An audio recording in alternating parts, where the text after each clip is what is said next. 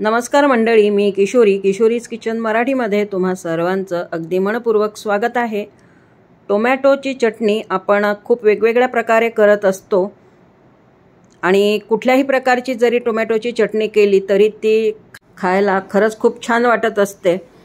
आणि अशी टोमॅटोची चटणी जर जेवणामध्ये तोंडी लावायला असेल तर जेवणाची पण मजा छान येते। तर मस्त अशी ही चटणी तयार झालेली आहे आणि ही चटणी जी आहे ती फ्रीजमध्ये 10 ते 12 दिवस छान राहते, अजिबात खराब होत नाही। तर टोमॅटोची चटणी कशी करायची आहे हे आता आपण बघणार आहोत। तर इथे मी अर्धा किलो टोमॅटो घेतलेले आहेत, स्वच्छ धुवून घेतलेले आहेत। आता मी हे कट करून घेत आहे आणि फक्त मी टोमॅटो आणि लसणाच्या पाकळ्या वापरून हे टोमॅटोची चटणी तयार केलेली आहे। तर लसणाच्या पाकळ्या सुद्धा 10-12 घ्यायच्या आहेत। तर टोमॅटो जे आहेत ते असे मोठे मोठे मी कट करून घेत आहे, कारण ह्याची मी मिक्सरच्या पॉटमध्ये घालून प्युरी तयार करून घेणार आहे। तर छान असे मोठे मोठे मी तुकडे करून घेतले। आता हे मिक्सरच्या पॉटमध्ये घालून घेत आहे हे टोमॅटोचे जे तुकडे करून घेतलेले आहेत ते। आणि अशी चटणी जी मी तयार केलेली होती ह्यापूर्वी टोमॅटोची, तर माझ्या जावयांना फार आवडली होती। तर सोबतच मी 10-12 लसणाच्या पाकळ्या सुद्धा घातलेल्या आहेत आणि एकदम फाईन अशी पेस्ट तयार करून घ्यायची आहे, प्युरी तयार करून घ्यायची आहे। मस्त अशी ही टोमॅटोची प्युरी तयार झालेली आहे।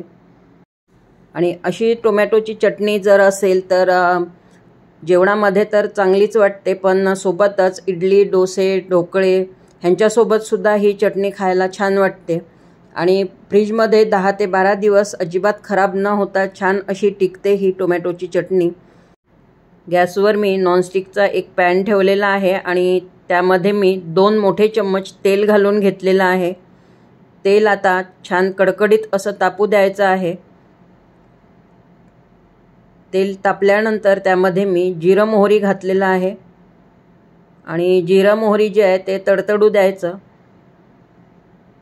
मला ओरिजिनल टोमॅटोच्या चटणीचा फ्लेवर पाहिजे होता, त्यामुळे मी इथे हिरव्या मिरच्या किंवा कोथिंबीर असं काहीही घातलेलं नाही आहे, फक्त टोमॅटो आणि लसणाच्या पाकळ्या घातलेल्या आहेत।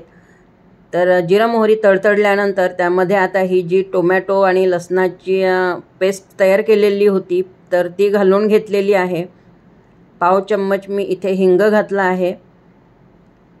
त्यानंतर आता मसाले घालून घेते। तर तिखट घातलेला आहे 1.5 चम्मच, काश्मीरी लाल तिखट आहे अर्धा चम्मच, पाव चम्मच हळद आहे, अर्धा चम्मच धणे जिरे पावडर आणि चवीनुसार मीठ घातलेलं आहे, साधारणतः अर्धा चम्मच घातलेला आहे। आणि सर्व मिश्रण जे आहे ते छान असं मिक्स करून घ्यायचं आहे। मसाले जे आहेत घातलेले आपण ते प्युरीमध्ये मिक्स झाले पाहिजे। आता ह्या प्युरीमध्ये मी एक गुळाचा मोठा खडा घातलेला आहे, त्यामुळे चटणीची चव जी आहे ती छान बॅलन्स होते।